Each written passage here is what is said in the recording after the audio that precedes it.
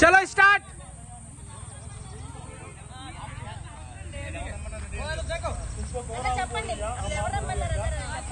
पता हो गया था हमारे स्टेट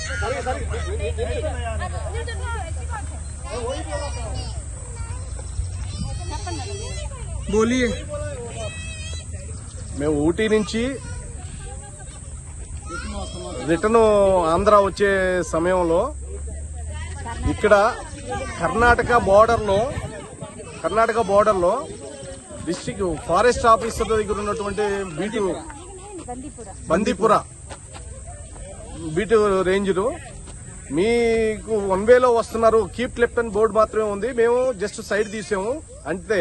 వాళ్ళని అవుట్ సోర్సింగ్ ఉన్నటువంటి 4 వ్యక్తుల్ని పెట్టుకునేసి వాళ్ళు వసూలు చేసుకుంటూ 1000 రూపాయలు మీరు ఫైన్ కట్టాల్సిందేను, లేకపోతే మీ మీద కేసు రాస్తామని చెప్పేసి మమ్మల్ని బెదిరించి ఆడపిల్లలు పసిపిల్లలు ఉన్న మేము చూడటానికి వచ్చాము ప్రదేశానికి, మేము రూల్స్ అండ్ రెగ్యులేషన్స్ తెలియదు కదా అని అంటే మిమ్మల్ని తెలుసుకొని రావాలి, కర్ణాటక రూల్స్ అండ్ రెగ్యులేషన్స్ తెలుసుకొని రావాలి, అసలు మిమ్మల్ని ఆంధ్ర వాళ్ళు రావాల్సినంత అవసరమే లేదు, మీరు మా డ్యూటీ మేము చేస్తున్నాము, మాకు కావాల్సిన డబ్బులు అని చెప్పేసి వాళ్ళని చాలా రూట్ గా బిహేవ్ చేశారు. అందుకే ఇక్కడ మేము ఫైన్ కట్టేసి ఈ వీడియో మేము అప్లోడ్ చేయడం జరుగుతుంది.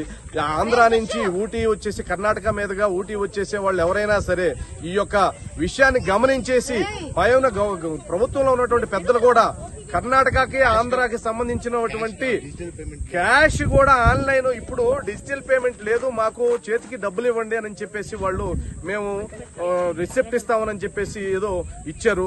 కాబట్టి ఇక్కడికి వచ్చే పర్యాటకులందరూ దీన్ని గమనించాలని చెప్పేసి కోరుకుంటూ ఉన్నాం.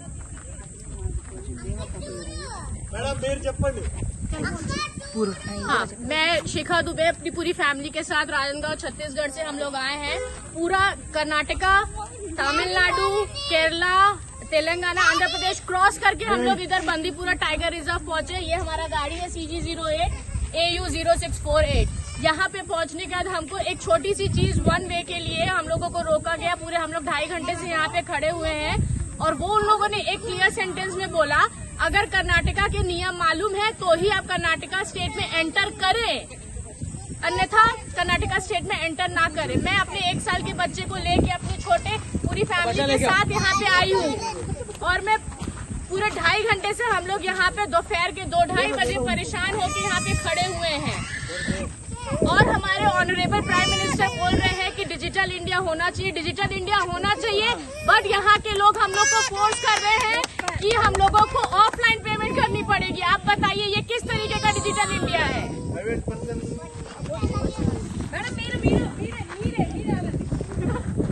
కీప్ లెఫ్ట్ అని బోర్డు చూసాము, కానీ మా ముందు చాలా వెహికల్స్ వెళ్ళడం చూస్తే మేము అలా వచ్చాము. మా ముందు వెళ్ళిన వేరే స్టేట్ వెహికల్స్ అన్ని వదిలేశారు, కానీ ఏపీ బోర్డు అని చూడంగానే వాళ్ళు మా వెహికల్స్ ఆపారు. కానీ వాళ్ళు పోలీస్ వాళ్ళు కాదు, ఫారెస్ట్ ఆఫీసర్స్ కూడా కాదు, ఓన్లీ వాళ్ళు అవుట్ సోర్స్ పర్సన్. వాళ్ళు ఆపి మాకు ఫైన్ కట్టమన్నారు. ఒక పర్సన్ వచ్చి 1000 పే చేయమన్నాడు, ఇంకో పర్సన్ వచ్చి 2000 పే చేయమన్నాడు. మేము ఆన్లైన్ పేమెంట్ చేస్తామని చెప్పాం. లేదు మాకు పేమెంట్ చేయాలంటే అయితే ఆఫీస్ లో మాట్లాడతామని చెప్పారు. ఆఫీస్ కి రాగానే ఇక్కడేమో వాళ్ళు చాలా వల్గర్ గా మాట్లాడుతున్నారు. ఆడవాళ్ళు మీరు ఎందుకు వస్తున్నారు, మీరు ఇక్కడి నుంచి వెళ్ళండి, మీరు ఇక్కడ రావడానికి వీల్లేదని చాలా ఇన్సల్టింగ్ గా మాట్లాడారు. అతని పేరేంటండి, దేవప్ప. అతను చాలా ఇన్సల్టింగ్ గా మాట్లాడారు.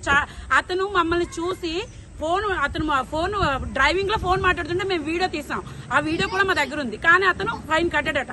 మేము మాత్రం కీప్ లెఫ్ట్ చూసి వచ్చినా కూడా మేము ఫైన్ కట్టాలని చెప్తున్నారు. అది ఎంతవరకు కరెక్ట్? మేము పే చేస్తాం, కానీ అది వాళ్ళు చేస్తే రైట్, మేము చేస్తే రాంగ్ అని ఎలా చెప్తారు? ఇంతసేపు ఈ పిల్లలతో ఇంతమంది ఉన్నాము, మేము 2 గంటల సేపు మమ్మల్ని ఇక్కడ చాలా ఇబ్బంది పెట్టారు. ఇది అసలు కరెక్ట్ కాదు. వాళ్ళు మీరు ఇక్కడికి రావాల్సిన అవసరం లేదు అని ఖచ్చితంగా చెప్పారు. మిమ్మల్ని ఎవరు రమ్మన్నారు?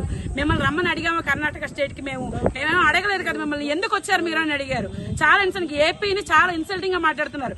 ఇది మొత్తం అందరూ కూడా షేర్ చేయండి. ఏపీ వాళ్ళందరికీ తెలియాలి, కర్ణాటక వాళ్ళ బిహేవియర్ అంతా అందరికీ తెలియాలి. Thank you. मैं ये बोलना चाहता हूँ कि कीप लेफ्ट और 1 वे दोनों का मतलब एक ही होता है कि फॉरेस्ट डिपार्टमेंट से पूछना चाहता हूँ। कीप लेफ्ट अलग चीज है, 1 वे डिफरेंट है, दोनों अलग अलग चीज है। लेकिन हमारे फॉरेस्ट वाले ये बोल रहे हैं कि दोनों एक ही चीज है। वहाँ कोई बोर्ड लगा नहीं है, 1 वे वाला कोई बोर्ड लगा नहीं, फिर भी जबरन वसूली कर रहे हैं।